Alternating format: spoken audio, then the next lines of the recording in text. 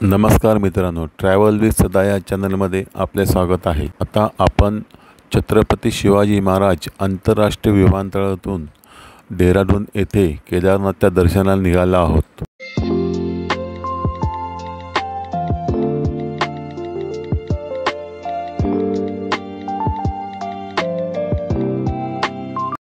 आता आम्ही विमानात बसलो आहोत। विमानातून प्रवास करण्याचा आनंद काही अलौकिकच आहे। बाहेरील दृश्य मनमोहकच आहेत।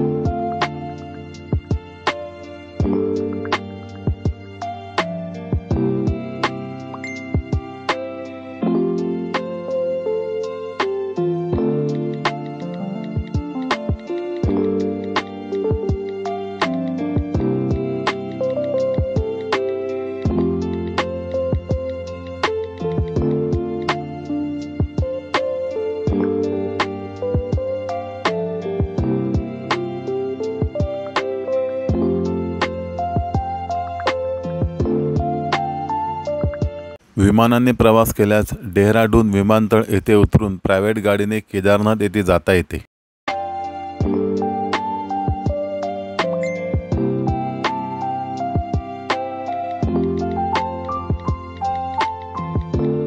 केदारनाथ येथे हेलिकॉप्टरने जायचे असेल तर जाण्यापूर्वी हेलिकॉप्टरची बुकिंग करावी लागते।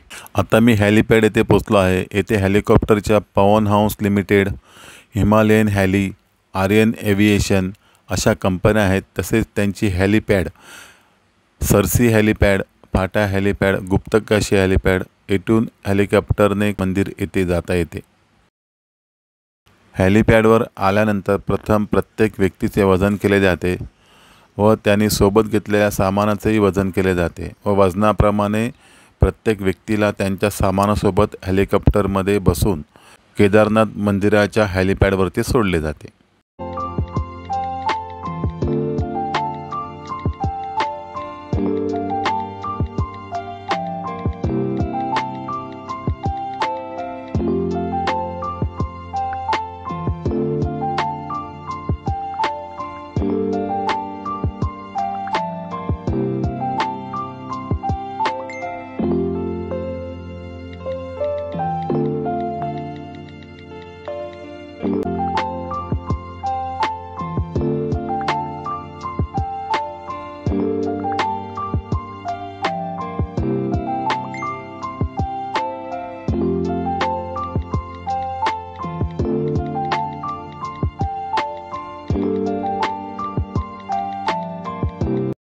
हेलिकॉप्टरने केदारनाथ मंदिर येथील हेलिपॅडवर जाण्यासाठी फक्त 9 मिनिटांचा रस्ता आहे।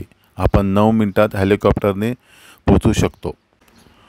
हेलिकॉप्टरने जाताना हिमालयाच्या दऱ्याखोऱ्यातून जाताना दृश्य खूप निसर्गरम्य आहे।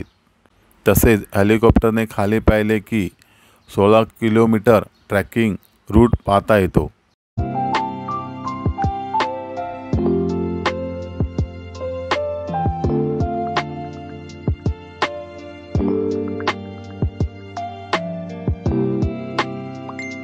केदारनाथ हेलिपॅड येथे उतरल्यावर 700 मीटर अंतरावर केदारनाथ मंदिर आहे।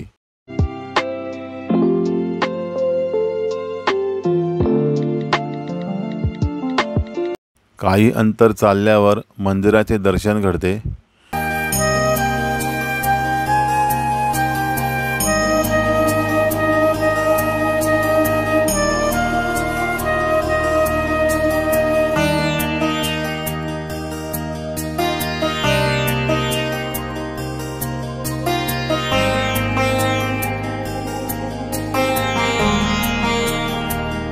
थोडे अंतर चालल्यावर केदारनाथच्या सानिध्यात वाहणारी मंदाकिनी नदी दिसते. मंदाकिनी नदीला स्वर्गाची नदी असे संबोधले जाते. केदारनाथ मंदिर तिन्ही बाजूने डोंगराने व्यापलेले आहे.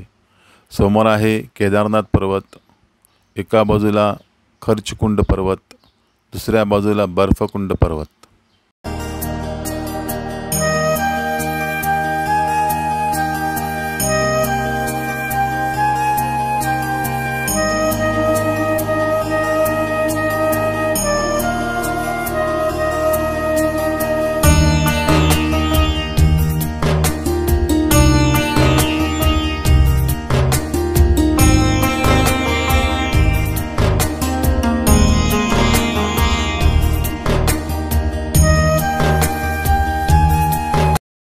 बारा ज्योतिर्लिंगांपैकी केदारनाथ मंदिर उत्तराखंडमधील मंदाकिनी नदीच्या काठावर समुद्र सपाटीपासून 3583 मीटर उंचीवर आहे.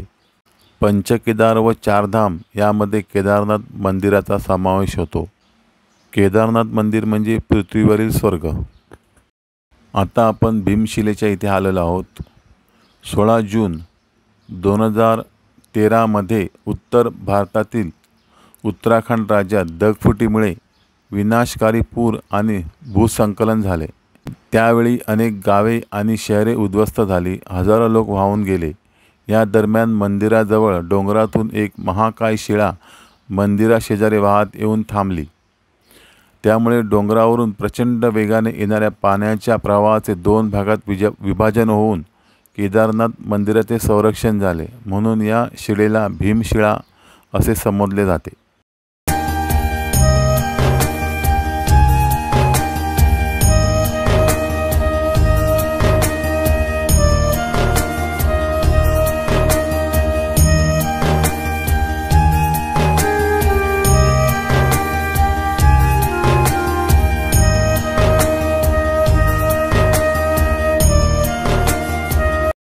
महाभारतातील कौरवांविरुद्ध युद्धात विजय मिळवल्यानंतर पांडवांनी युद्धादरम्यान गुरुहत्या, बंधुहत्या व मानवहत्या केलेल्या पापाचे प्रायश्चित्त करण्यासाठी म्हणजेच पापाच्या मुक्तीसाठी भगवान शंकराचे आशीर्वाद मागितले.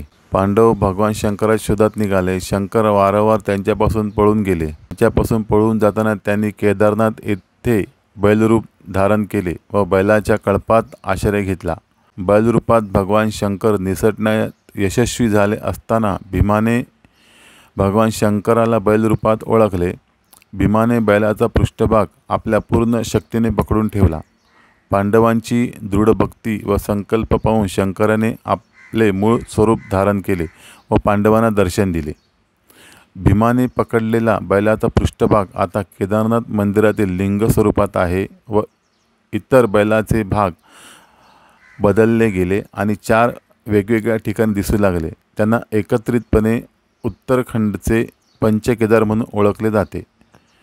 1 केदारनाथ, 2 तुंगनाथ, 3 रुद्रनाथ, 4 मध्यमहेश्वर आणि 5 कल्पेश्वर. अक्षय तृतीयाच्या दरम्यान केदारनाथ मंदिराची कपाटं उघडतात व दिवाळीमधील भाऊबीजेच्या दिवशी येथील कपाटं बंद होतात. म्हणजेच मे ते नोव्हेंबर या कालावधीपर्यंत हे मंदिर दर्शनासाठी 6 महिने भक्तांसाठी उघडे असते.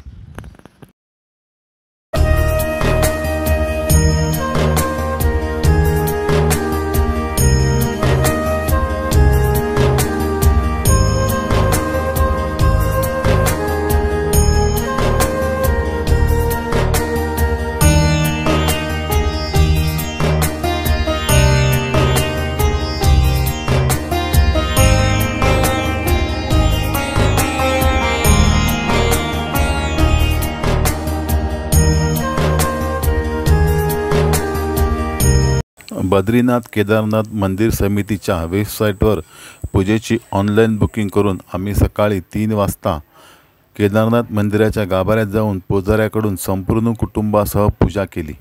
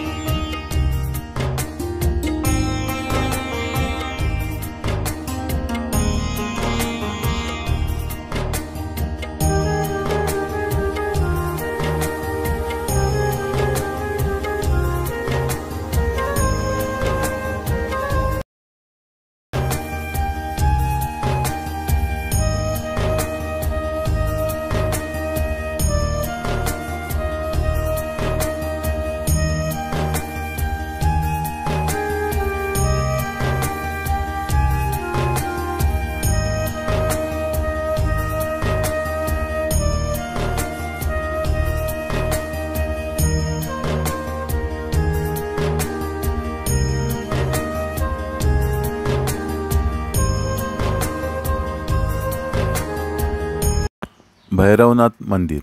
भैरवनाथ मंदिर हे केदारनाथ मंदिरापासून 500 मीटर अंतरावर डोंगरावर वसलेले आहे. भैरवनाथ मंदिराचा रस्ता चढणीचा आहे. जोपर्यंत आपण भैरवनाथाचे दर्शन घेत नाही तोपर्यंत केदारनाथची यात्रा पूर्ण होत नाही. भैरवनाथ हे दैवत केदारनाथचे रक्षणकर्ता क्षेत्रपाल म्हणून ओळखले जाते. केदारनाथच्या परिसराचा भैरवनाथ रक्षणकर्ता आहे. केदारनाथ मंदिरातील पूजेच्या अगोदर बाबा भैरवनाथची पूजा केली जाते.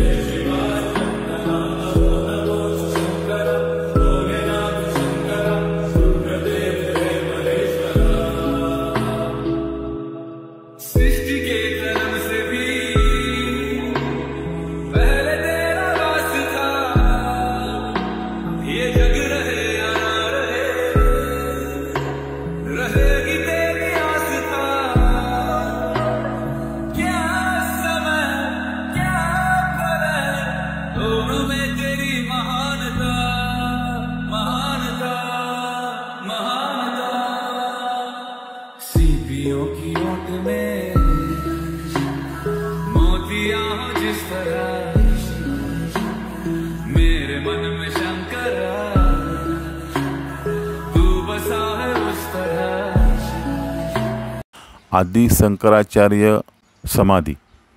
आदिगुरु शंकराचार्य यांचा जन्म दक्षिण भारतात केरळमध्ये कालपी काशल या गावी झाला.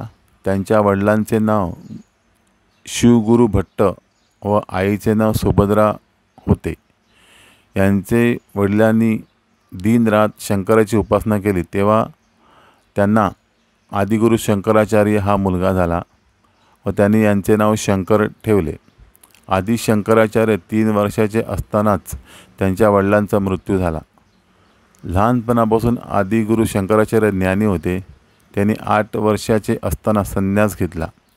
आदिगुरु शंकराचार्य नंबूदरी ब्राह्मण वंशाचे आहेत.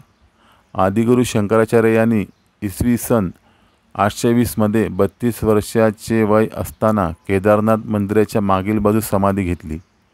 त्यांनी सनातन धर्म पुन्हा स्थापन करून 4 दिशांमध्ये मठाची स्थापना केली. पूर्वेला गोवर्धन मठ जो जगन्नाथपुरी उडीसामध्ये आहे. पश्चिम दिशेला शारदा मठ जो गुजरातमध्ये द्वारकेला आहे. उत्तर दिशेला ज्योतिर्मठ जो उत्तराखंडमध्ये बद्रीधाम येथे आहे व दक्षिणेला शृंगेरा मठ कांची मठ जो रामेश्वरमध्ये तामिळनाडू येथे आहे. केदारनाथ मंदिराजवळ राहण्यासाठी पूर्वीच ऑनलाईन बुकिंग करावी लागते. आम्ही केदारनाथ मंदिराजवळीलच गढवाल मंडळ विकास निगम लिमिटेड रूमसाठी ऑनलाईन बुकिंग केली होती. आता मी तुम्हाला गढवाल मंडळ विकास निगम लिमिटेड येथील रूम व आजूबाजूचा परिसर दाखवतो. येथे खूप छान सोयी उपलब्ध आहेत. गरम पाणी, शेजारी जेवणासाठी कॅन्टीन, आजूबाजूचं निसर्गरम्य वातावरण, जवळच हेलिपॅड व केदारनाथ मंदिर आहे.